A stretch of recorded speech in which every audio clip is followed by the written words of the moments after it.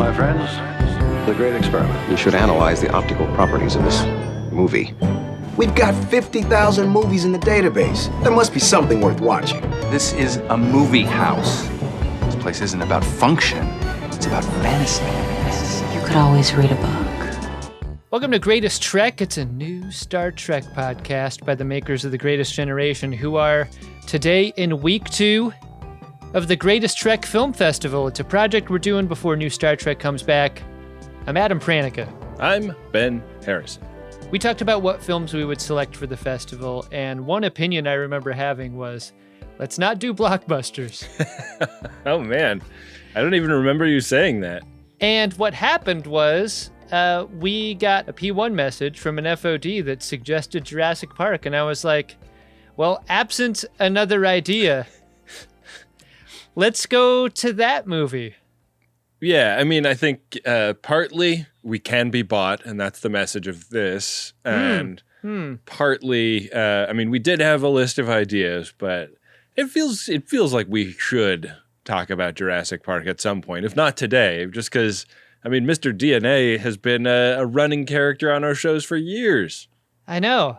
Jurassic Park, a foundational film for you and me personally. Also, a foundational film for Greatest Gen and the Miriam shows that we've done together. It makes sense. It's not too random. You were probably 14, right, when this movie came out? I was, yeah. Still prime dinosaur years. I was 10. Oh, yeah. You're apex dinosaur is what you are. This was fucking uncut Coke when I saw it in the theaters for me. I said, goddamn. When I was watching this movie for the film festival, I was thinking about how it changed movies. Like, it's really a dividing line, it feels like, between the stuff that came before and how it looked and the stuff that would come after. And with all of the attendant merch opportunities and fast food tie-ins and so forth. Yeah. Like, this was a all-caps movie film for its day, and I mean, it was ubiquitous. It was everywhere. You could not escape from this. And just on paper, like, I read the book before I saw the movie. I did too. Like, a sure thing. Mm-hmm. Like, how could this not be amazing? You remember what a sure thing Independence Day seemed like before you saw that movie? Yeah. And what a letdown it turned out to be?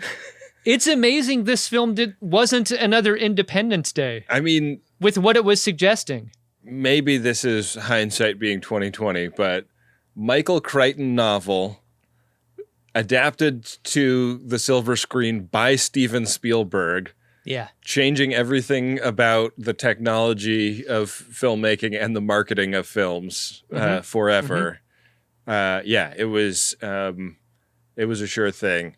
I was thinking also about the logo design, because I read a paperback that came out before the film came out. So me too. I feel pretty confident that the artwork on that paperback was not done by Hollywood, like, fancy production designers. It was done by a book jacket designer. But the look of Jurassic Park is so fucking iconic. I hope the designer of that logo got a ton of money for it. I remember I had that white paperback book. That's the one I had, yeah. Yeah, that thing was amazing. And the beginning of every chapter was that weird scientific description. Totally impenetrable to me. I got it. Oh, I specifically had the paperback with the blue type. Oh, interesting. I'm seeing it now. It's $100 on eBay. Wow. I probably still have my copy somewhere. I should... You should check to see if it's got the blue type. I'm going to look on... It's got raised lettering where Jurassic Park is. Mine for sure had the raised lettering, the embossed piece of cardstock for the cover. The subtle thickness of it. Impressive. Very nice. Yeah, this was like an opening weekend, like, line up to go see it movie for me. Yeah. Yeah, me too. Fuck, man. I can't wait. Let's just start talking about it. It's one of those movies that lived up to the expectation, and it's just so hard to do. I mean, it was hard to do before this movie, and it was hard to do after, but what an achievement for its day. Ben, let's get into the second film of Greatest Trek Film Festival. It's 1993's smash hit blockbuster, Jurassic Park. I love the cold open. It's so good. It's so unexpected. Like going into the movie theater, because I don't remember the book being exactly like this, the way it opened. And you see those trees moving. You're like, oh, something big is coming through those trees. This is fucked up. Like this movie is starting off. And then it's like a forklift. It's like it's already playing with your expectations at every turn. I love all the dudes working this operation in their hard hats, except for Muldoon, the guy overseeing it, who's got his crazy like African big game hunter hat on. It's funny how the code here for leader is not subject to the dress code, you know, with his fun hat and his jaunty lack of high vis vest or whatever. Like he's always in that character. He's great. Everybody else is holding a cattle prod and he's holding a crazy shotgun, like a combat shotgun. And the operation here is they are pushing this crate up to the reinforced concrete wall of a paddock. And then there's the pushing team who push it forward. And then there's the gatekeeper who goes up a ladder on the side of the crate and up on top of it and opens the gate by pulling it up. The design of this is pure madness, like absolutely terrible. 0 out of 10 design for moving a dangerous animal. Are we to assume that this is how zoos operate with their transportation of animals, and that's why this is how it's done? Because I'm with you, Ben. The idea that this is manual labor, that a guy gets up on the roof of the crate and lifts up the 7 or 8 foot tall crate door. Yeah. Yeah, and I mean, this sets off the emergency that ends up killing him. I got to believe that the policy is going to change on this going forward. I mean, the animal inside disturbs the crate. The guy falls over. He suffers greatly on his way toward death, and an on-the-job death that you would assume could put the whole Jurassic Park project in great danger. I love the ECU on the raptor's eye. Hard cutting to the ECU on Muldoon's eye as he yells like, shoot her! I mean, they're both apex predators, aren't they? That's what I'm saying. Yeah. Isn't that what's happening here? This is identifying that these are the two people not to be fucked with in this world. Later, we meet a lawyer representing the park's investors, and it's important that we get this scene right after the accident scene. This lawyer travels to the amber mine, floating on a wooden pallet dragged by a person on shore. Unclear how long the rope was. Yeah. How far he's been dragged. Is there somebody on the other end to pull it back when it's time for Gennaro to leave the amber mine? Just amazing. I love all that we don't know about this lawyer's arrival. I love that he had the foresight to put on hiking boots, but not the wisdom to get out of his business suit that he's worn into this jungle. Yeah, it's really great. We meet the miner there, who you might recognize as the guy hitting baseballs in the palace in Clear and Present Danger off of the jugs machine. He's a total that guy. Miguel Sandoval. Yeah. One of the best in the biz. And I love his character. I wish we had so much more with his character. He's This is what Spielberg movies do, though, right? Like, they select great character actors for their one moment, and then there's no return to this guy. Yeah. Go watch Clear and Present Danger. Like, his role as Escobedo is so good. He is like, he's so good at being like petulant and fired up and, way too rich for his own good. He's so good at that. In this scene, he's got this like professional respect for Grant. They keep talking about the idea that Grant is going to be brought into this, and he is very skeptical that they're going to be able to get Grant to go take a look at whatever they're doing. But as they're having this conversation, the miners unearth a piece of amber with a mosquito trapped in it. a thing that in my childhood I was desperate to find. I looked in the dirt everywhere I went after seeing this movie, hoping that I would find fossilized amber with an insect trapped inside.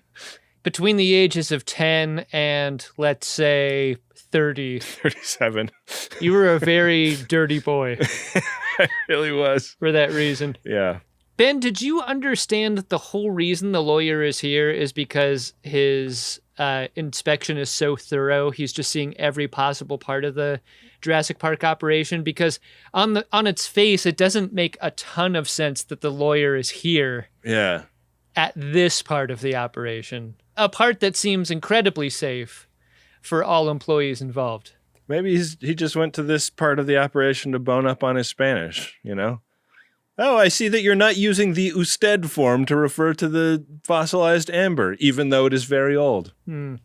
Elsewhere, we see a different kind of archaeology being done in the Badlands of Montana, where we meet Dr. Grant and Dr. Sattler and get a demonstration of a new system they're using to find dinosaur bones in the earth. They're shooting a charge into the ground, and that generates an image of the bones underneath without having to do any digging to identify them. And this is a way of doing it that just rubs Dr. Grant the wrong way. He likes getting into the dirt like a between 10 and 34-year-old Benjamin R. Harrison. Wants to get in there personally. And we grow. I mean, initially we feel like Dr. Grant might be a persnickety, unlikable person, but we learn to love him for how he humiliates a volunteer boy and his ideas about birds and dinosaurs. He goes so far as to demonstrate in great detail the manner of death that would happen to this kid if he encountered a velociraptor. And at this point, he was my guy. Love Dr. Grant. Fun fact, he actually did kill this kid in the last take they did of this scene by ripping his guts open with the raptor claw. This is one of those sad stories behind a Hollywood feature film, but that's why you never see this actor anymore, because he died. Whit Hereford plays the part of this boy, and he went on to have a very long career. Oh, you're saying that he didn't actually get killed by the raptor claw? No, I looked him up because doesn't he have that haunted face? Yeah, he's got such a great that guy face. And yeah, I've seen him in a ton of things. There's a beat at the very end that I love a lot. Like the detail of the scene coming to its conclusion, Grant leaving the scene, and Whit Hereford kind of like staring off camera and like blinking once could be so fucking stupid. Yeah. I actually got that exact look. The look that he has on his face at the end of that scene is the same look I got when I walked into Pat's in Philly and ordered one Whit Hereford. They didn't know what I was talking about.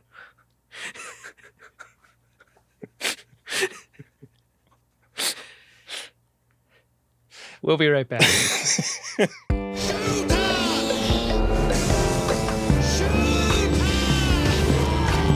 So Ellie and Grant are an item we learn right after this because she would really like to have children. About that, though. For all of the talk of having kids they have, don't you think it's weird that there is absolutely no physical affection between them throughout the entire movie? I mean, in this first scene, he touches her butt after a hug. Yeah, but, I mean, wow. Here's why I bring this up. Like, if I'm Jeff Goldblum's character, I might assume that there's nothing going on there. Like, rightfully. It seems like he does assume until he is like, I should probably trust but verify on that. It's why I feel like Malcolm's kind of innocent in his flirtation early on. Like, it is very interesting that Grant as a character is so unthreatened by that. Yeah. Just given how fucking hot Jeff Goldblum is in this movie. It's because Grant is packing a Tyrannosaur femur down the front of his pleated pants, right? Like, that's the kind of confidence he's got. He's got femur confidence. He really does. He's got big bone energy. Yeah. So we get a helicopter incoming, and this is a problem when you're doing a dinosaur dig. The rotor wash is blowing dirt all up over the places where they're exhuming bones, and it has brought John Hammond to the camp, a old and feeble Hammond who has somehow gotten from the helicopter all the way into Dr. Grant's refrigerator with a speed that should be suspicious to everyone. Like, he goes unseen. Grant goes right for this helicopter, misses Hammond, a Hammond who's already back at the trailer popping bubs. Yeah. He's pulled their bottle of Corbel out of the fridge that they were saving for a special occasion. Hey, get out of there! We just saw Alien. I think you could kind of assume throughout the course of science fiction movie history that Hammond could be a synthetic. Oh, interesting. Yeah. I mean, he does look like it would just be white if you knocked his head off and liquid started spraying out of his body. Yeah. So Hammond is there to give him the news. He's got an entire island, and he needs experts in their field to sign off on the park he's making so he can get these fucking lawyers off his back. And Grant and Sattler are kind of confused about why they're needed, but that confusion goes away as soon as Hammond is like, I'm going to pay for this operation for the next several years. And Grant and Sattler are like, okay, no more questions. Yeah. One thing I love about the character of Ellie Sattler is she is kind of the jokester of the movie. She makes like probably the most like overtly funny jokes of any character. Yeah. She's got a great one in this scene where Hammond's like, our attractions will drive children out of their minds. And Grant is like, what are those? And she goes, small versions of adults. Fucking solid. She's got babies on the brain. She really does.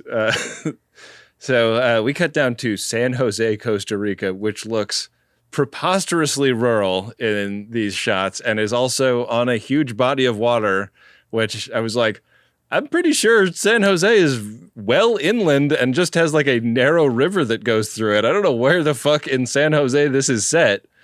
This is the moment where 10-year-old Benjamin R. Harrison left the theater in disgust. Yeah, I was like, I thought that they said it was going to be very realistic. We got a Dennis Nedry here taking a meeting with Lewis Dodson. Hello, Newman. And Dodson's here, and he's got a big leather bag of cash.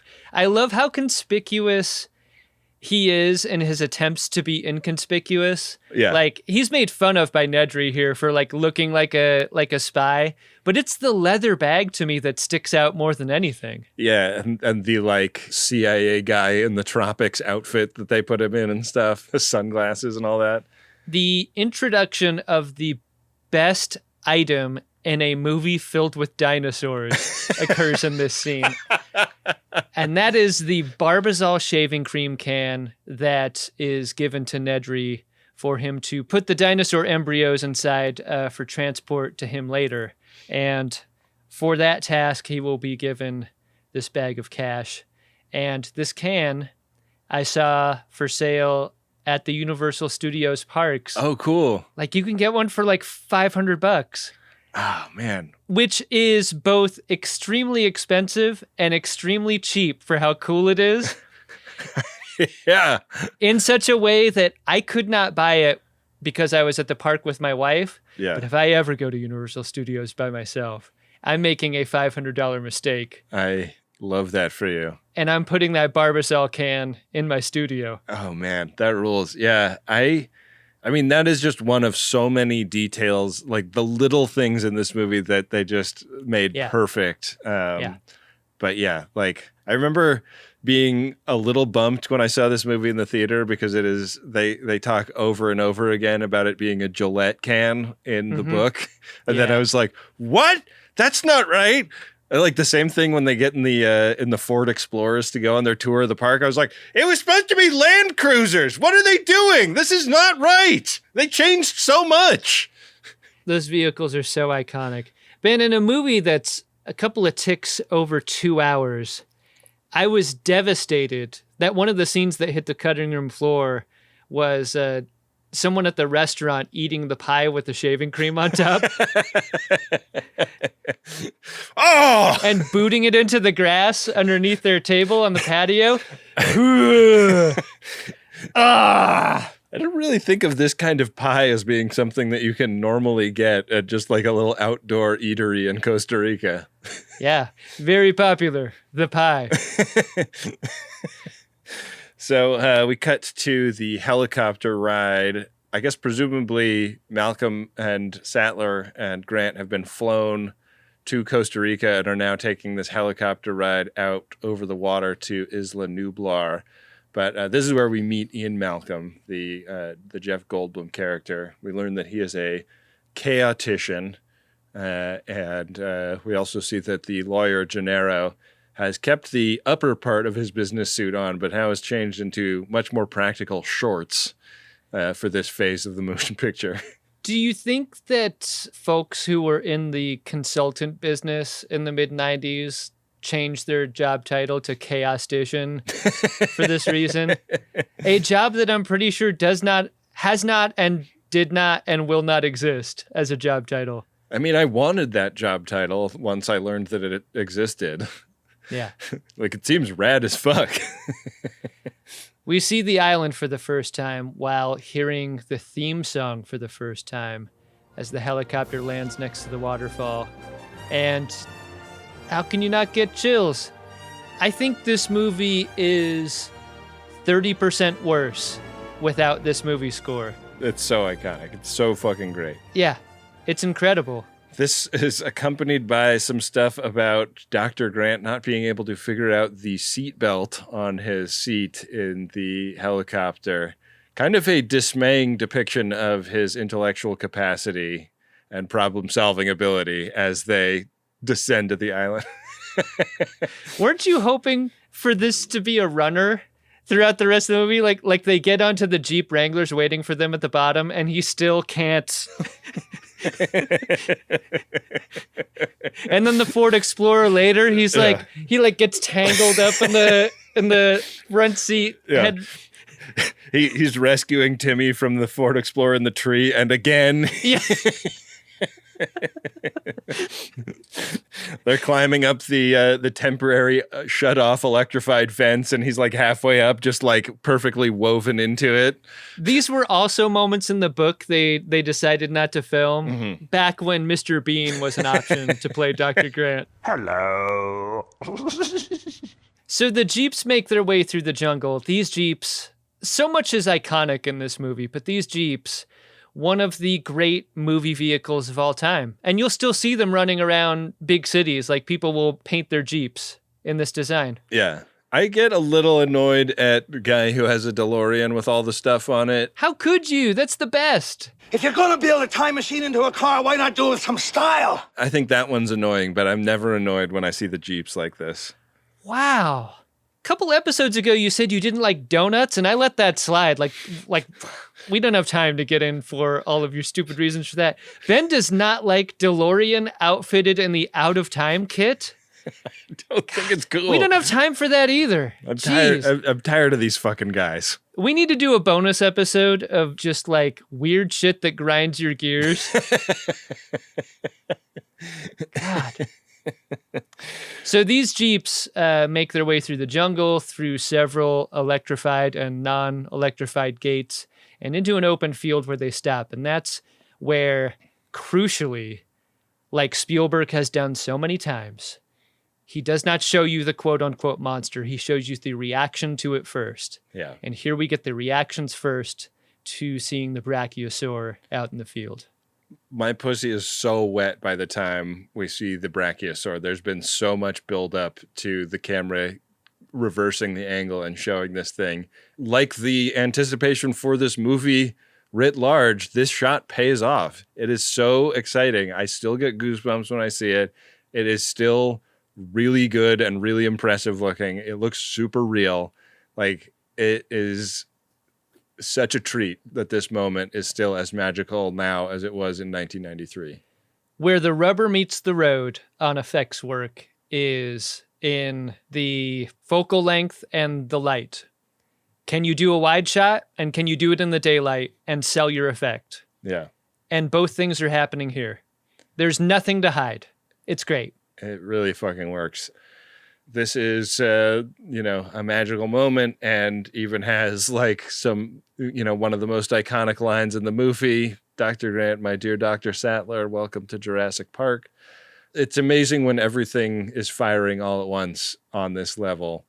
They make their way to the visitor center. Like one of the few big play sets I had of a thing as a kid was the Jurassic Park Visitor Center. Mm-hmm. And this is where they get on the ride that shows them how this is accomplished. It's such a good device for exposition in a movie, like the lame ride at the theme park. Like imagine you are a 14-year-old kid and your family has enough money to take you to real Jurassic Park. And then your dad suggests, let's go on the ride where it shows, like, through glass, the scientists, collecting DNA samples. This is the first moment I started to suspect Hammond was a little off, right? Because the order of tour operations at this point has been amazing helicopter ride, amazing field with real dinosaurs in it, and now a locked, dark room with a crude video showing how it's done. A video that's shown how it's done before you see how it's done practically, which is the way cooler visual. Yeah. Because in this scene, Hammond is made to be the star of the park. He really is, yeah. Which also demonstrates how off his attention is to what the details should be here.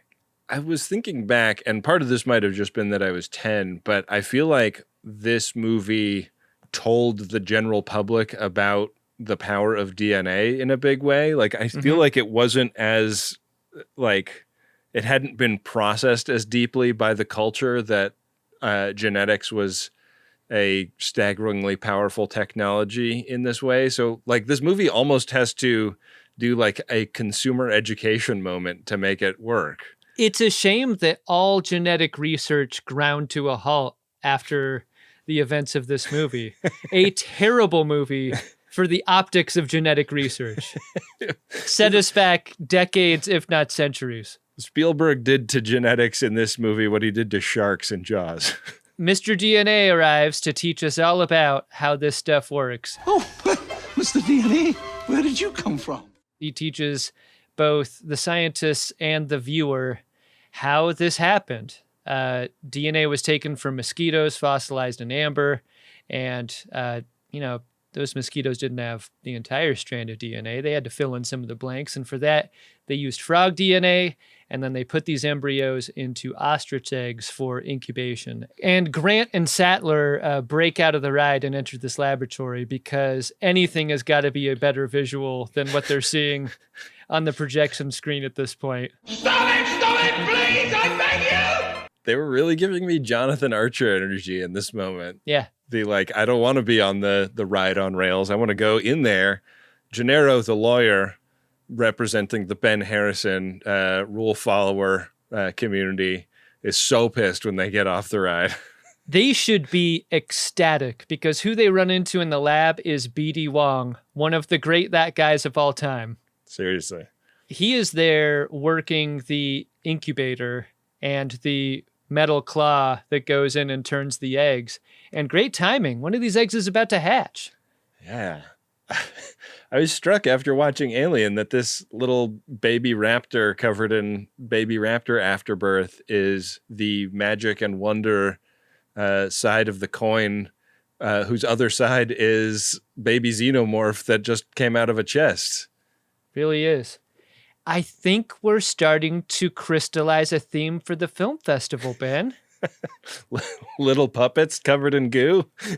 Yeah. We'll have to come up with something else for next week. How about new? Gooey Puppets, the film festival. A baby dinosaur is born. It is in another filmmaker's hands, just an awfully cheesy moment. Instead, it's another chill scene that just works for everyone involved. And I think we've got to give respect to actors who are so often acting across either puppets or effects to sell what's going on here. I think without their achievement in that area, you don't have a film nearly as good as this. Yeah, it's it is hard to imagine being in a room under lights and seeing the like guy with the mullet and the mustache crouching under the table to work the little puppet stuff like right in front of you, and having to sell that you are enthralled with the majesty of new life. Yeah. Dodson! We've got Dodson here! Nice hat. We learned in this scene that all the park's dinosaurs are female, which means no one's ever going to watch football on Sunday. Which is a real bummer to Dr. Malcolm. Yeah. Because in his mind, life finds a way. You can't just enforce your gender rules on these dinosaurs, man. You sure can't. It's the first time that the scientists have begun to give some guff to Hammond, who he is just always selling. Like it's one of the great things about his character is that like at any point, if it is incumbent upon his character to say something out loud, he is trying to sell the idea of something out loud. Yeah. And he is not used to the kind of pushback that smart people who don't need him are willing to unload here. So he's an old person with old-fashioned ideas, and he's not going to be quick to grasp the whole gender is a spectrum idea that Malcolm proposes, right? Yeah. But he's like, what about the Olympics? Outside, Dr. Grant watches feeding time for the velociraptors in their paddock, and they eat beef. Yeah. Rare. And Hammond really does not want them to be here for this. What's he afraid of? I don't know. I'm struck by a lot in this scene. Like we're seeing in the daytime what we saw in the nighttime in the cold open. And I think I probably watched this movie 5 times before I realized that. But I'm struck by how small the pen is that the raptors are kept in. Yeah, it seems cruel, doesn't it? It does. And I wonder if that was like, I think I, for a long time, assumed that was just the budget of the movie allowed them to build a set this big. But now I'm thinking maybe I think of Muldoon and Hammond as being kind of like horrible people because they're willing to put these very intelligent animals in such confined circumstances. Especially in terms of the order of scenes that we get. We just saw moments ago, like an enormous amount of acreage, open and free for herbivores to run around in. And these velociraptors are penned in like this. It seems unjust. The other question in my mind after this scene is like, do they have to manufacture an entirely new cow lowering rig every time the velociraptors eat? It seems that way. Or was this like a bad one? Like this lunch didn't go well. It seems as though they didn't have to do the genetic manipulation to make all the dinosaurs female. Instead, they could have just fed the males to the female. Males to the females and make a pretty powerful statement in so doing. So they go have lunch after this horrific scene, and they're having their Chilean sea bass while the scientists point out the sheer fucking hubris of Mr. Hammond and what he has done here. It's a fun scene. Like, I wanted there to be like maybe a little bit more tension for Grant and Sattler about like, does their funding evaporate if Hammond doesn't like what they say? I mean, it seems like that. Because Malcolm was brought by the lawyer. So Malcolm kind of has less perverse incentive here. Mm-hmm.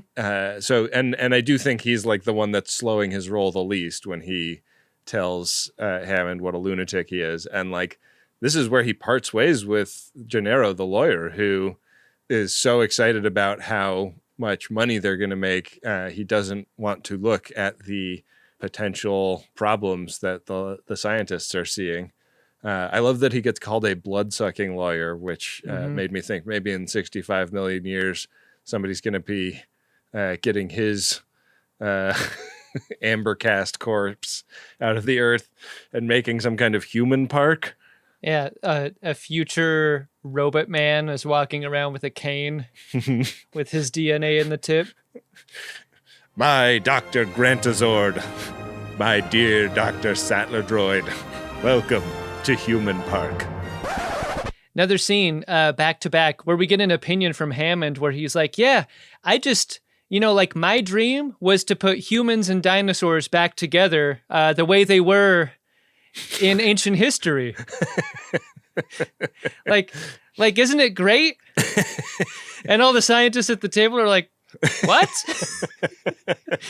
I'm used to going to all these amusement parks and seeing like these man statues and dinosaur statues, and the humans are riding the dinosaurs and stuff. I wanted to see that for real.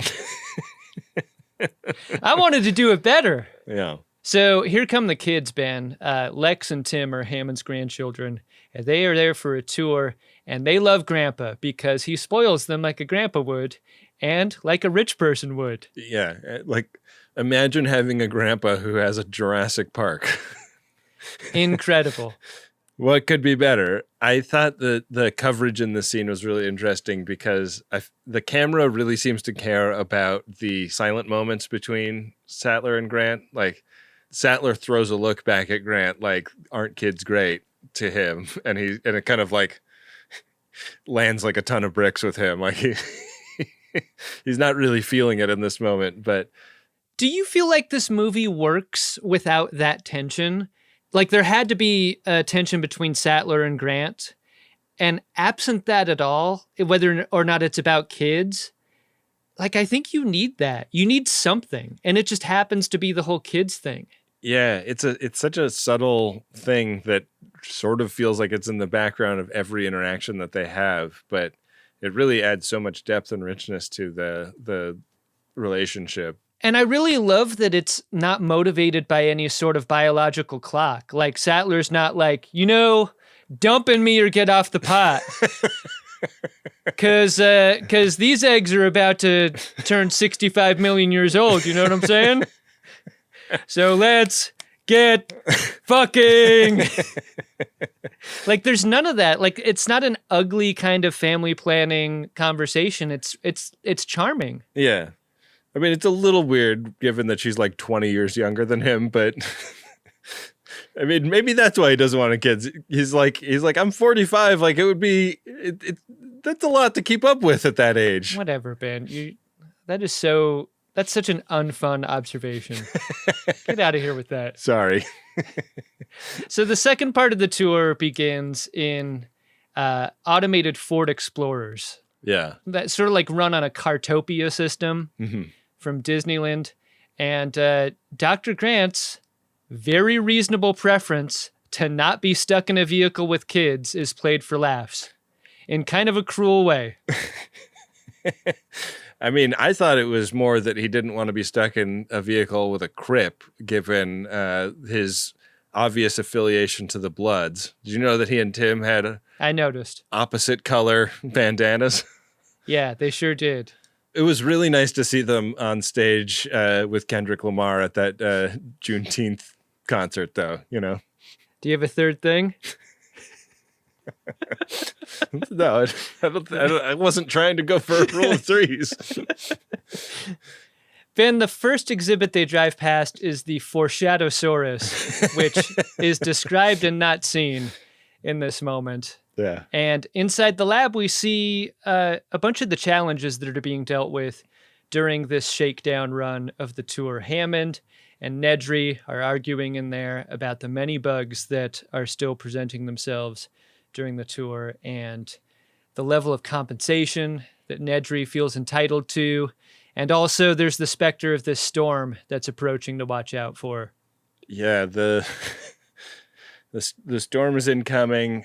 We meet, we've heard Sam Jackson's voice a couple of times, making announcements over the park PA system to employees, but we meet his character Arnold for the first time, and he seems to be sort of in charge of the control room. Everybody hushes when Muldoon scolds them all for talking when the cars are about to get close to the Tyrannosaur paddock. Like, What kind of fucking drama queen are you, Muldoon? Like, there's electrified fences. Why are you so freaked out? If you're going to lose your mud every time a tour on this island gets near the Tyrannosaur paddock, maybe this isn't the job for you. What Muldoon's attitude suggests to me is that this is the very first time human beings have been outside the electric fence of that paddock.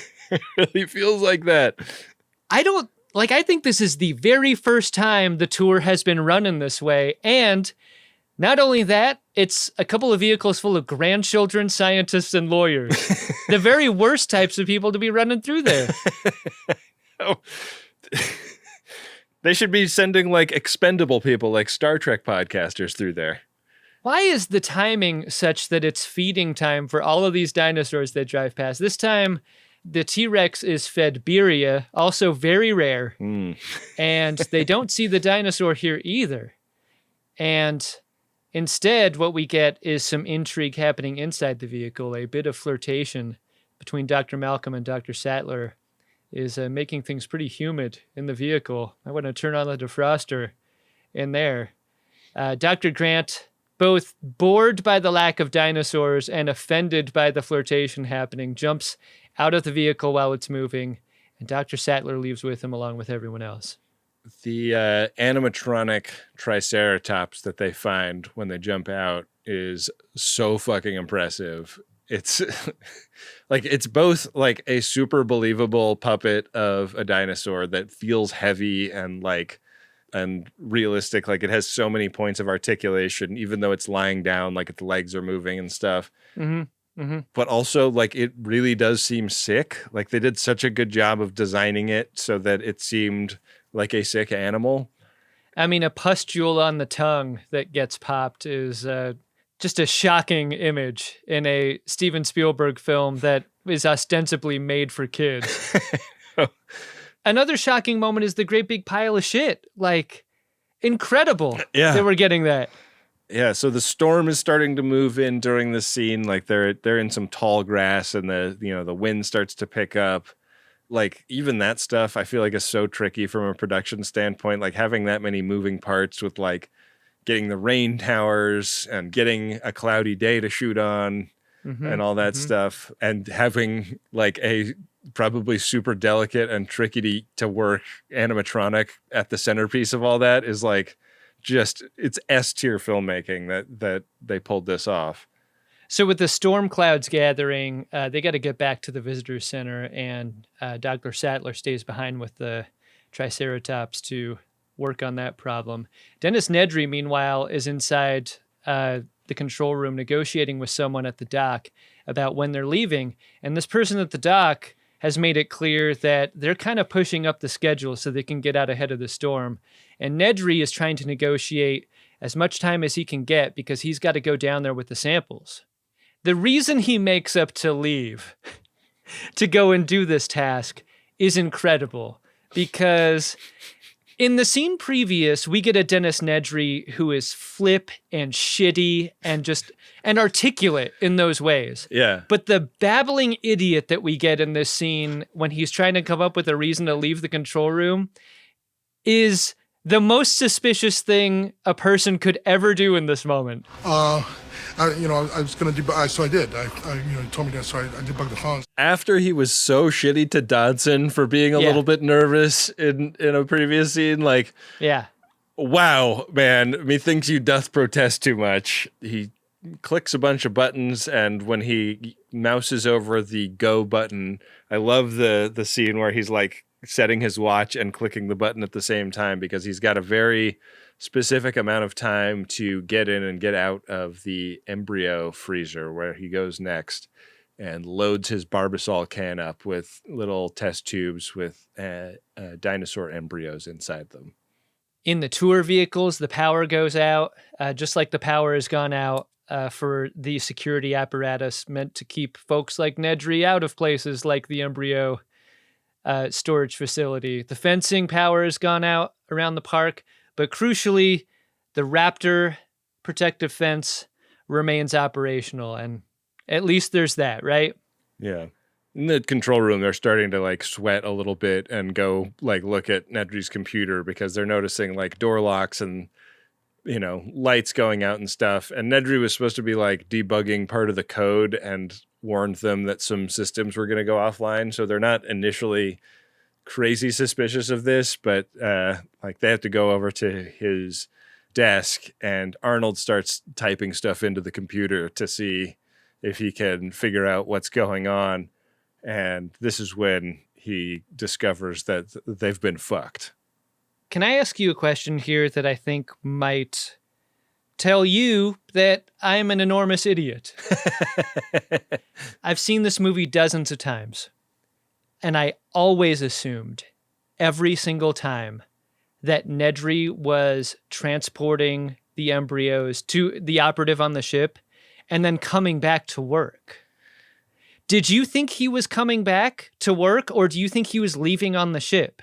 Because the reason I ask is there's never a moment back in the control room where it feels like the mood is, Nedry fucked us. Not only that, Nedry is trying to kill us. Yeah. That part is not explained or discussed. And I think that changes the shading of Nedry entirely and of the movie entirely. Because he does say something about like, I'll fix it like after the tour is over, which implies that he's going to like leave during the tour, hit the ship, and then get back to the control center. And that the debugging has an end to it, after which systems are going to come back online and everything's cool. Right. Yeah, I think he's not trying to leave the island. I think he's just trying to get something on board the ship. Is it meant to be ambiguous in a way that would give a viewer the idea that that's possible and maybe effectively darken the movie in a way that would work for an adult sensibility who may be operating on that level of suspicion? Like, this is the very first time I thought that. Like, yeah. Again, like, after so many times to have watched this movie and thought, oh my God, Nedry tried to kill them. He doesn't seem evil in that way. Yeah.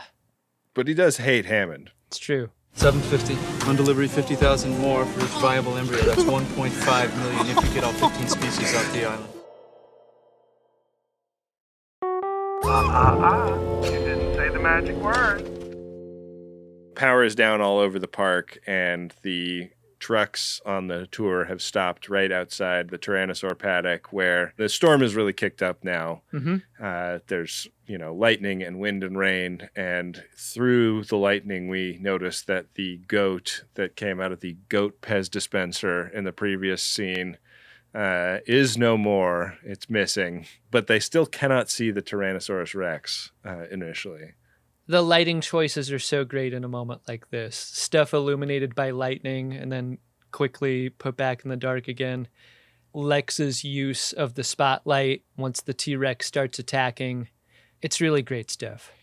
Yeah, it's so good. And there's so many parts that, like, the CG mixed with the animatronics in this scene is so perfect, because there's moments where you're like, not sure which one you're looking at. Like, yeah, it looks that good. Like, the dinosaur will like smack its head against the side of the truck, and then the truck will like, tip up on two wheels and get dented by that. And you're like, God, was that the animatronic, or is that all CG? For some reason, Hollywood lost the thread on the reasons why effects work was believable in movies like this. It's the mix between practical and special. And once you start making it all special, from the dinosaur that flips the practical Jeep to digital dinosaur and digital Jeep, yeah, that all goes away. This scene is still so incredible, so best in class. Like, the dinosaur feels heavy and impactful, like, and that's partly in the sound design, but partly in the way, like, when it steps in the mud oozes out, and when it bumps into stuff, it feels like heavy shit hitting heavy shit. Yeah. And it's going crazy over there by the Tyrannosaur paddock. And this is when Arnold kind of throws his hands up and says, like, Jurassic Park is offline, and Dennis Nedry is the only person that can fix that. And we smash cut to Dennis Nedry driving desperately through the rain in his Jeep, and like trying to wipe fog off of the lenses of his glasses. And he crashes the Jeep into a sign that told him which road to take to get to the port. And he's like, going in the wrong direction for a little while and realizes he's on the wrong road and is going to use a winch to get himself down a hill. Yeah. I couldn't believe the zip sound effect that they use when he eats shit and goes down this. It's pretty great. I mean, if you were to have made a bet on who would die first, the lawyer or the saboteur, I mean, I might have assumed the saboteur would go first, but no, like the lawyer goes in the scene before and Nedry goes here in what seems like a just death for sabotaging Jurassic Park. And not only that, insulting the dinosaur that kills him was an offense you just could not make. Trying to get the Dilophosaurus to chase the stick was not a bit that the Dilophosaurus appreciated. No bits on poison-spitting dinosaurs. There was something so visceral, and I'm using that word specifically, like as a kid, when you watch the spit hit Wayne Knight's face, and it's not just liquid, like it's tar. Yeah, it's so gooey. There's something so horrifying about what it's made of that really sells the moment to me. Yeah. Really great. So we have the getting out of the tree scene where Grant and Lex have like rappelled down the side of a reinforced concrete embankment, and Grant climbs up this tree that one of the two Ford Explorers is in, and Tim is in there feeling all bad because he barfed, and they set their bitter gang rivalry aside to get down the tree. And I loved the like Buster Keaton moment at the bottom of the tree when the car falls on them, like, but they just are like perfectly inside the moonroof when it does. I love it when filmmakers are in communication with each other in moments like this. Yeah. It's really nice. Such good restraint to just cover that they're not dead in dialogue. Like they don't cut to the inside to make you feel at ease. You just hear them like make a witty little comment about what happened to them, and we move on. Back at the T-Rex paddock, Muldoon and Sattler arrive to see the carnage that was left behind there, and they find Malcolm, who is down but not out. Malcolm, who is lounging from basically this point on for the rest of the movie. I don't think he's ambulatory for the rest of the runtime here. Yeah.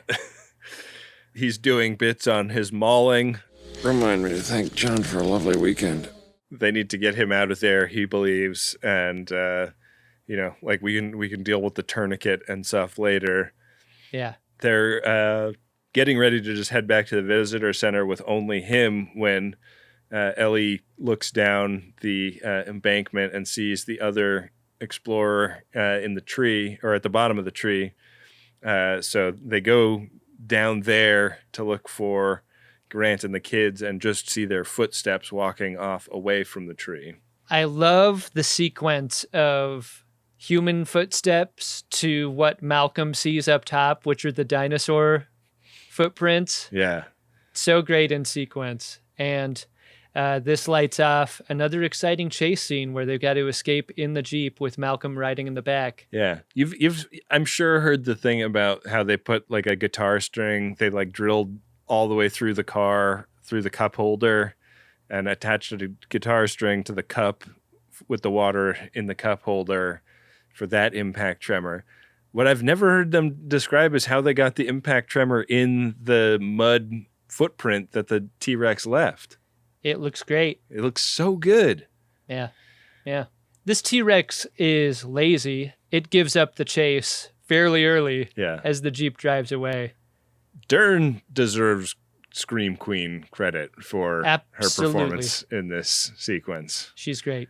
I don't think she gets enough credit for how great she is in this movie. Like, she is funny, but also like so good at underlining how scary each moment is. Like, she really tells you like how horrific this must be in person in a way that was like, actors weren't that used to this at the time. Like you're going to be reacting to something that is not actually there-ness of this movie is, is something that happens all the time now. You know, like every Marvel film is filmed 90% in front of green screens.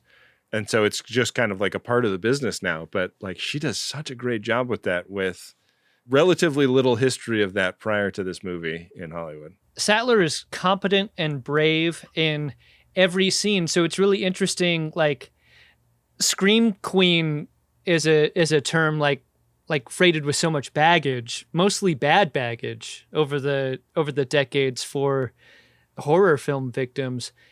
Sattler's never a victim. She just has a great scream, you know? And it's fucking scary right now. Yeah. It's very useful in scenes like this. Back with Dr. Grant and the kids, they're up in a tree of a different kind, and back to enjoying dinosaurs again when they hear the Brachiosaurus hear the songs. It's funny to watch Dr. Grant like do dinosaur calling and have it work. Dr. Grant knows the tune to make to attract them. Yeah. But hey, Tim, leave the jokes to Ellie Sattler. Your dinosaur jokes suck. Oh, shit. He just got banned, didn't he? That's some popsicle stick level humor there, Tim.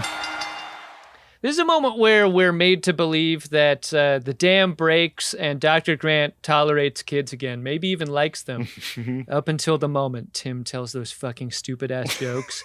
Then it's over. Whatever goodwill those kids had created between them and Grant, that's done. You blew it!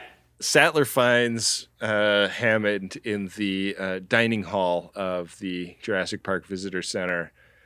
He has gallons and gallons of ice cream out on the table and is trying to eat as much of it as he can so it doesn't go to waste because the power is out. And I feel like the amount of ice cream he is attempting to save is very symbolic of the scale of his hubris.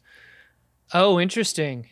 Yeah, I like that read. Because that's what this whole scene is about, is like Ellie going just like, all of the control that you thought you had, all of the safety stuff that you did when you built this park gave you an illusion of control, and you don't respect like the power of the thing you've unleashed here.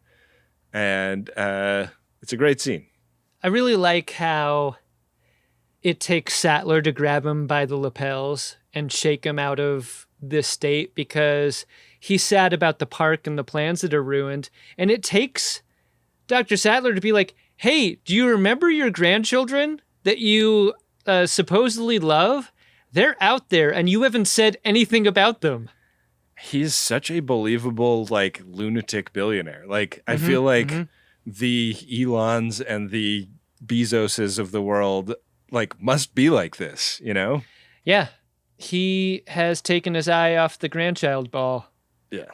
And as Dr. Grant and the kids make their way through the woods, Dr. Grant finds eggs. And oh no, that means the dinosaurs are breeding. And that's because the frog DNA they used to make the dinosaurs allowed for spontaneous gender changes. And this is going to be a problem. This is just as Dr. Malcolm foresaw. Life has found a way. Back in the control center, they come up with the idea of, we just need to like reboot the park. Like, there's way too much code in this computer for us to figure out what part of the code is messed up. If we hit the reset button, we can just get things back to the way they were running before. As they were having this conversation, I felt like I was in a negotiation with Winston Churchill, because Sam Jackson clearly did that Winston Churchill thing of sticking a wire into, like, in Churchill's case, is a cigar, but in his case, a cigarette, because the ash on his cigarette is like over an inch long. It's amazing. Yeah. Casual smokers don't do this. This is a fucking pro. It's so good. You've probably read this. Did you know that Sam Jackson has it in his contract for every movie to build in golf time? Like, in whatever city he's filming in. No. Like he gets days off to go play golf. That's fun. That's part of his deal. All I do is Golf. no matter what. We should all be lucky enough to be able to ask for whatever ridiculous shit we want because people want us that bad, you know? I know. What's it like to be wanted? At all. This is real lowest common denominator filmmaking storytelling logic, right? Like, this sophisticated system I barely understand isn't working. It is suggested that a possible solution is to turn it off and turn it back on again. This is something that any type of film goer can understand. This is the plan at this point. It sounds dangerous, but what other choice do they have? They need to turn it off, turn it on again, but things didn't just come back on. They also need to flip the breakers on the other side of the compound. A terrible design. Why are they keeping those breakers on the other side of the compound? I don't know. So Arnold is like, all right, well, I'll go do that. See you guys later. Not. Yeah, poor Arnold. Out in a field, we see a herd of dinosaurs running around evading a T-Rex. So Dr. Grant and the kids take cover behind a log. It's starting to get scary out there in the field. A field that at one point was peaceful and fun. Yeah. What it's telling us is that these animals are commingling, right? Now that the fences are down, things are getting wild out there. And, we get to watch the T-Rex eat one of these gallimimuses, RSVP that dinosaur. Tim is pretty horny for how violent it is. And an amount of time has passed where you would think Sam Jackson's trip to go to the other end of the compound and flip some switches would be done by now. People are starting to worry. And Dr. Sattler goes out there with Muldoon to go and flip the switches that Sam Jackson was supposed to. And unfortunately, Dr. Malcolm can't go. He is in a permanent state of Hasselhoff eating a burger on the floor. Do you think this was written in his contract? He's like, look, I'm tired. Yeah. I would love to do this movie, half of it at least, laying down with my shirt unbuttoned all the way to the belly button. Can we do that? What do you think the chest oil budget of Jurassic Park was? Like, that was a line item. They did have to pay for some chest oil. They definitely did. I think they paid for a lot. I mean, whatever you don't use, you can just take home after the production. Sattler and Muldoon discover that the raptor pen was not quite as electrified as they had been led to believe overnight. So, they are walking through the little copse of bamboo trees and stuff in between the visitor center and the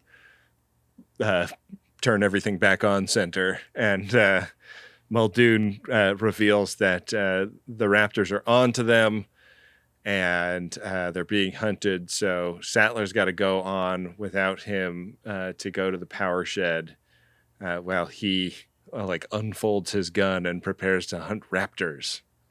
You root for Muldoon at this point, right? He seems competent and brave, and he's working with a Sattler that you definitely root for and want to survive. You feel like her survival would be ensured by his survival. Yeah, like splitting up feels like a novel choice in this moment in a way that, like, in retrospect, it's like every horror movie has somebody make this bad choice. Yeah. I don't know. Somehow it's sold way better. When Sattler makes for the shed and the door is already open and she shuts it behind her, it feels like for a moment, like the shutting of the door behind her does not feel as dangerous as it ends up being. Yeah. There's so many points in this movie where they give you the momentary illusion of safety before they completely shatter it for you. She gets to this power shed like right at the moment that Grant and the kids get to a electrified fence. I loved Grant testing it with the stick and then pretending to get shocked.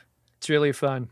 Anytime you can do a bit where it seems like you're dying in front of some kids, you got to do it. You got to take advantage of that moment, you know. That's cool uncle shit right there. Hell yeah. It's a race against time that starts here in a way that, like, I love how this film plays with all the different kinds of tension, this being one of them. Like, there hasn't necessarily been a race against time up until this point, but now there is. They got to make it over this fence before the power's turned back on. Right, and meanwhile, Hammond is like, we've got to save the rest of that ice cream. Like, I thought I could eat a lot of that, but I couldn't, and we put it back in the freezer, but now if the power doesn't go back on, like, we're going to lose a lot of that ice cream.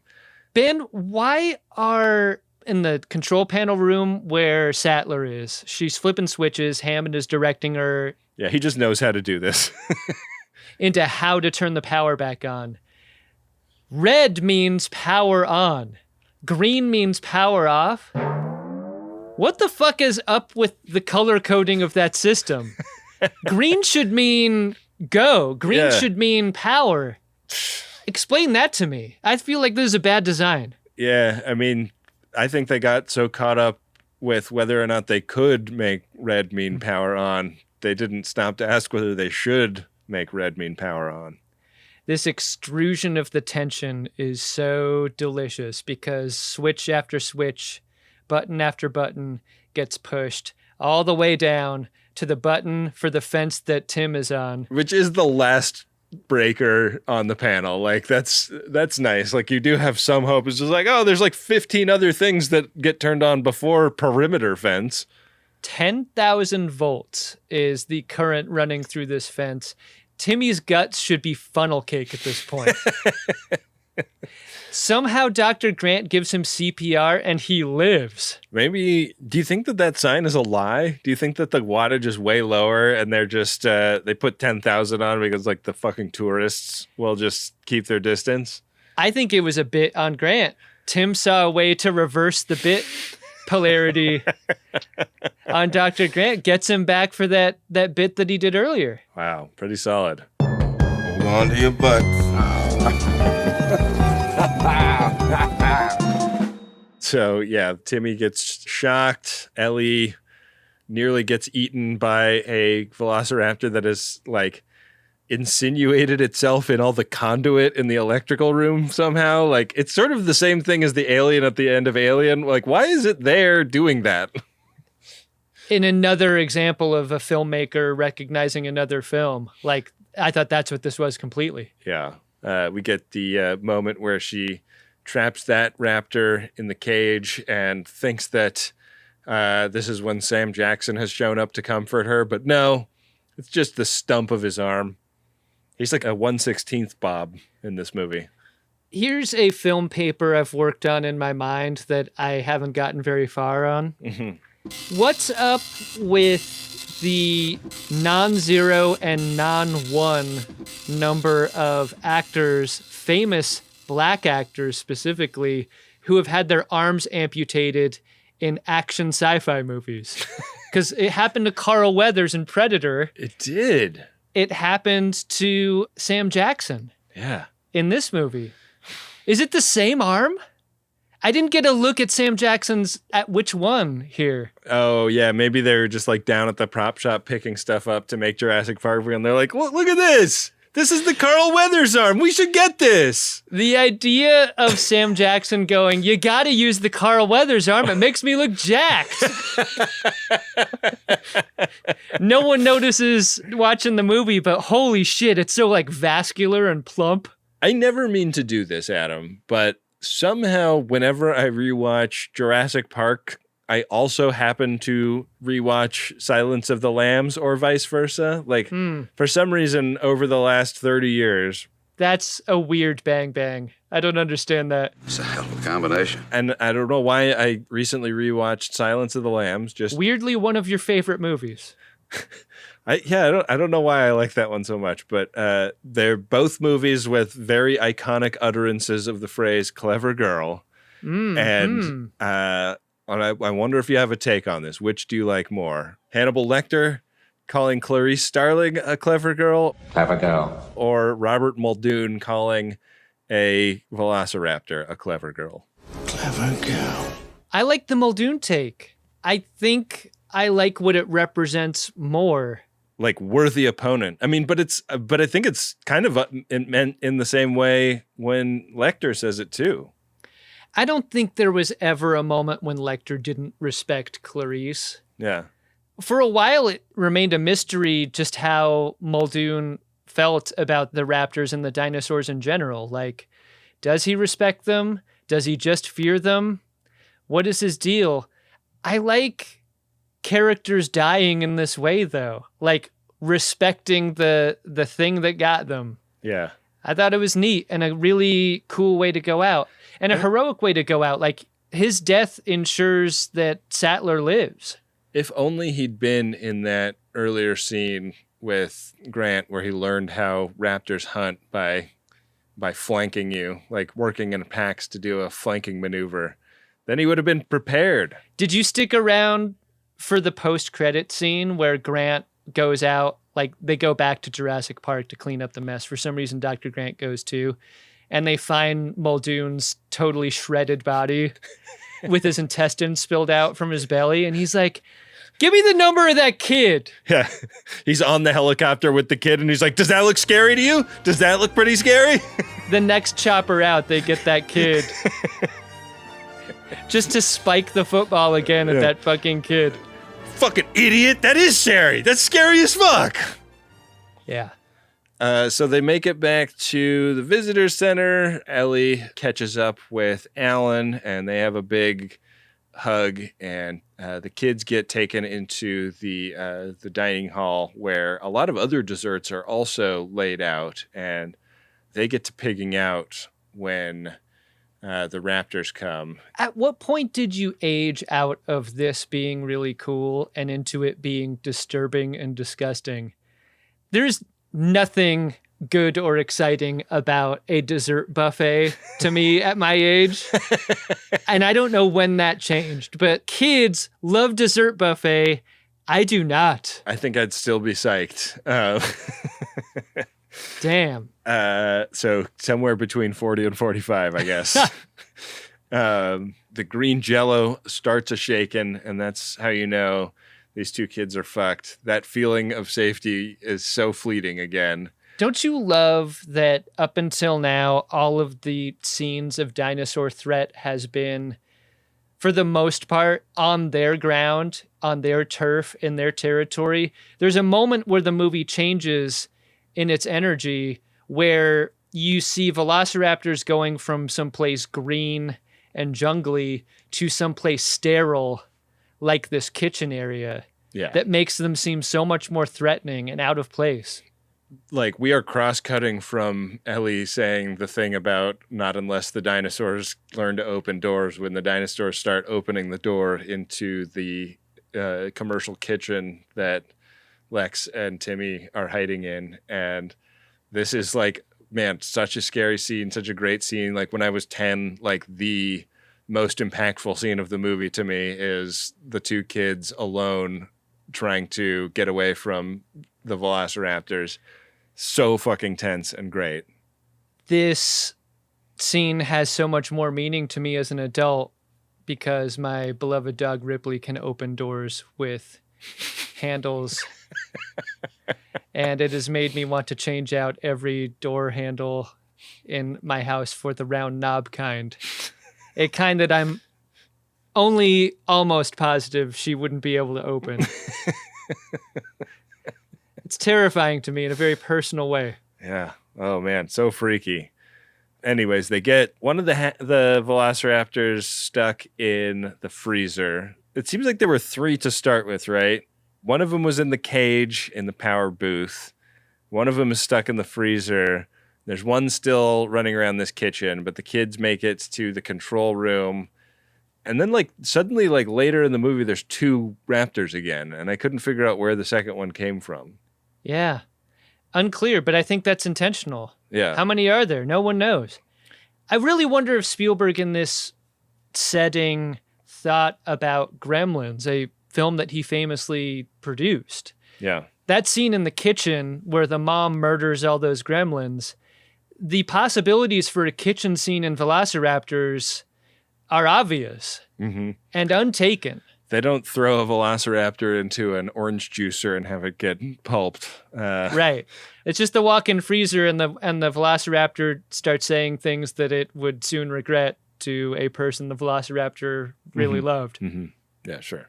Just wasn't ready for a relationship. What the fuck did you just do? Fucking asshole, what did you just say to that fucking girl? Fuck you! Hope you fucking freeze to death.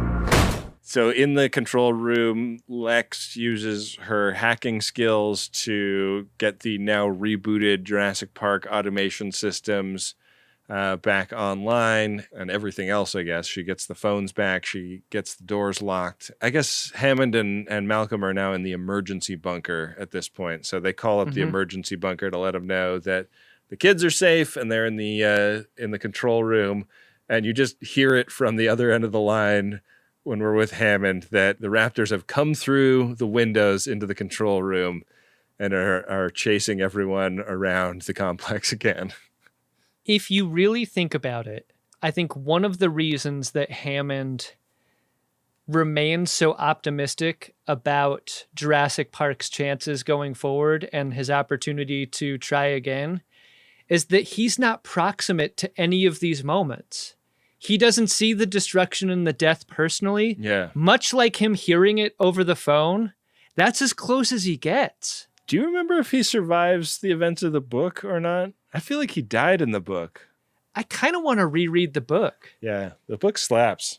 I want to get that $100 book that I have somewhere on a shelf and bust that thing out. I want to read Michael Crichton's last novel about how climate change is a hoax, personally. That one's a little bit more cheaply gotten, I imagine. Yeah. So yeah, there's this great moment in the atrium of the visitor center where it looks like Grant and Ellie and the kids are surrounded by raptors. And then the T-Rex barges in and the raptors and the T-Rex have a big throwdown while crushing the plaster dino skeleton. Oh man, people swinging from skeletons. Shit. So fun, so silly. The dinosaurs rule the earth banner falls from the ceiling perfectly. Was that CG or did they actually film that part? It sure looked like the flutter was real. It really did. Just the poignancy of a living dinosaur smashing into a depiction of its bones. That's great. Love that moment. And everybody gets choppered off the island. All the survivors get choppered off the island and look at pelicans as they fly back to mainland Costa Rica. Adam, did you like the movie Jurassic Park?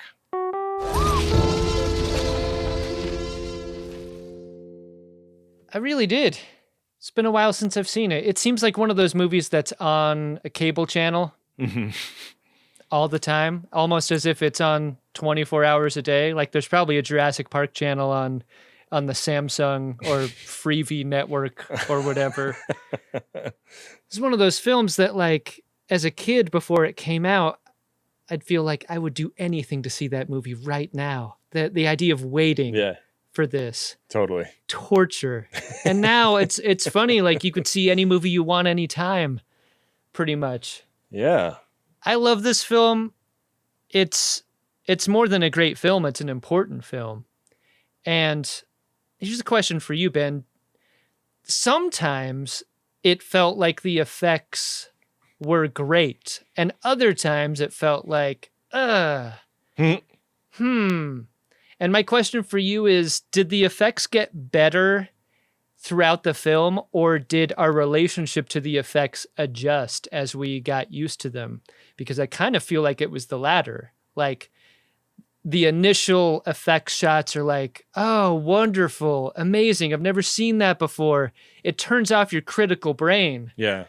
And instead starts shaking a bunch of jangly keys with action set pieces and flipped over Jeeps and so forth. I really think it's a demonstration of a filmmaker just at the absolute top of their skills. This is an incredible achievement for all of the technical ways, but all of the storytelling ways.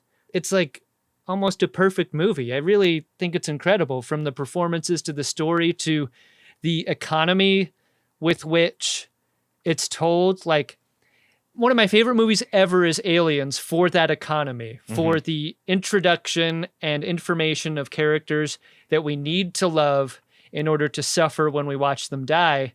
And that same strategy is deployed here. We get to know these characters enough to care extremely early and extremely fast because we got to get to the action as soon as possible. ASAP, baby. And this movie is magical in that way, in such a great way. I'm so glad that I got to rewatch it again with you.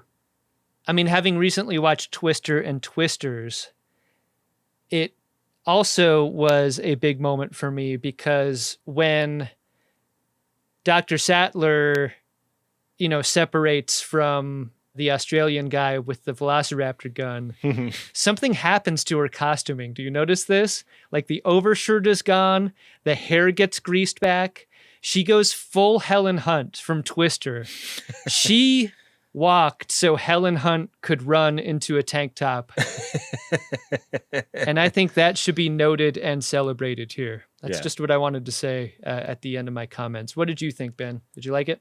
Oh, I couldn't say it any better. Yeah, this movie, very, very special to me. It is a classic for a reason. In a way, you could see the it can't missness of it being almost oppressive, like something that could have destroyed this movie and it couldn't have gotten out from under. Yeah. But it's just such a high level on every count. Every guest actor is fucking great and absolutely kills their role. Like the care and intention with which the emotional impact of each scene is developed, it's unparalleled. There's nothing like this movie. Yeah.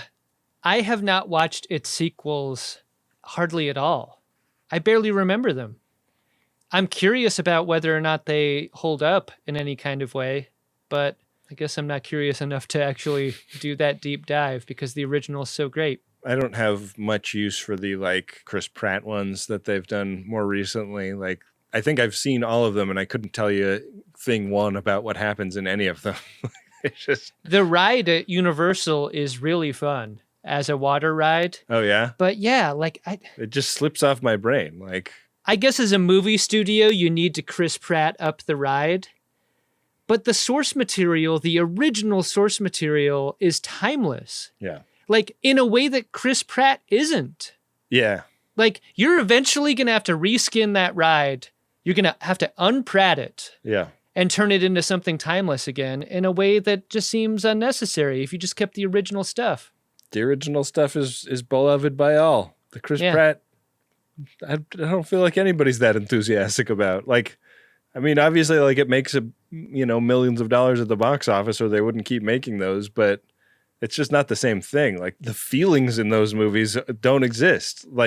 The reason this sticks with us is that we really care about these characters. Even Nedry, who's a fucking asshole. The relationship he has with Arnold and the relationship he has with Hammond is so three-dimensional that when he dies, you're like, fuck, that was a real person that died. It's not just an NPC, The reason that stand-up comedy should be respected and revered as an art form is because the performer makes an audience do something out of their control. And in the same way in films, the getting of chills is not something the viewer can control. And it feels like a really long time since I've gone to see a movie in a theater and I've gotten those chills. And I want more chills movies. Yeah. This is one of them. This is a foundational chills movie. It's hard to imagine getting chills from a movie anymore. Yeah. But this one can still do it. It's fucking great. Let's see if there are any chills to be had in the Priority 1 message inbox, Ben. Priority 1 message from Starfleet coming in on secured channel. Hey, nothing in the P1 inbox today, but if you'd like to change that for next week, head to MaximumFun.org/Jumbotron. Hey, Ben. Ooh, what's that, Adam? In Jurassic Park, did you find yourself an Edward Larkin? Edward Larkin! I don't really feel like any character is as much like Edward Larkin as Dennis Nedry is, almost to the point where I feel like it would not surprise me if the person who wrote the screenplay for the Edward Larkin short treks revealed at some point that they just said, what if Dennis Nedry was in Starfleet and dealing with tribbles? And what if we cast Wayne Knight as Edward Larkin and maybe they weren't unable to? Yeah. Yeah, I completely agree. He is the Larkin of this movie to me. And that's my final answer. No question. I agree. 100%. Well, this was a ton of fun, Adam. We just have one segment left here on the program. We've got warning Buoys. Do you want to dig into the Buoys and see what we got? Ben, our warning Buoys are a great way for fans and supporters of the show to share their love with others and maybe get us a few more subscribers, while at the same time repelling those who would not be on the level of what we're doing. Prepare a buoy and launch it when ready. Warning buoys. An emergency buoy. A warning buoy. Got a warning buoy here about Greatest Trek in the form of a 5-star Apple Podcast review. Headline, Love Me a Kelly Shoes reference. This one's from Germany, Ben. Okay. Here's the copy. I've been listening to these guys since before they started on a new Star Trek track. Silly pop references mixed in with smart discussion around what Star Trek and other shows means for culture, politics, film, and TV. Also, loved the reference in the latest step to Kelly Shoes. 2000s YouTube references for the win. I love that old video, and my wife hates it. And sometimes I will reference it, and I always get eye rolls for bringing up the existence of Kelly Shoes. You know what's great about the shows that we make together, Ben, is it's an outlet for us to say things, to make jokes that our wives just hate.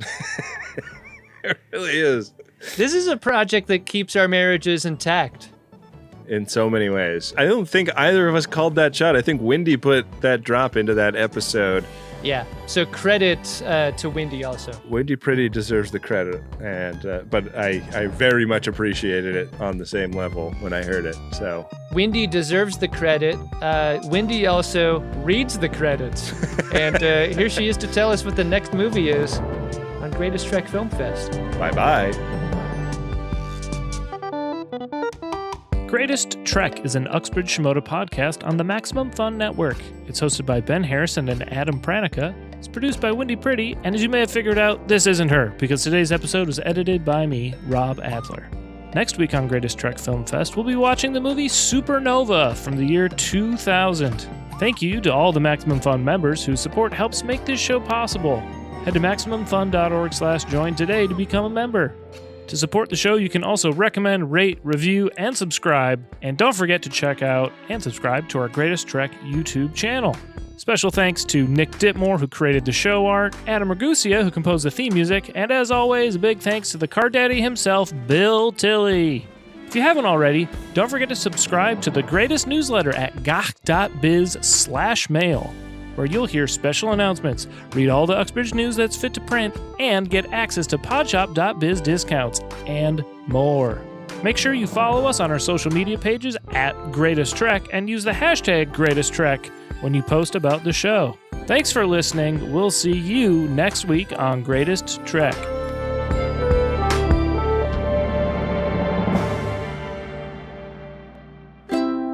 Maximum Fun, a worker-owned network of artist-owned shows. Supported directly by you.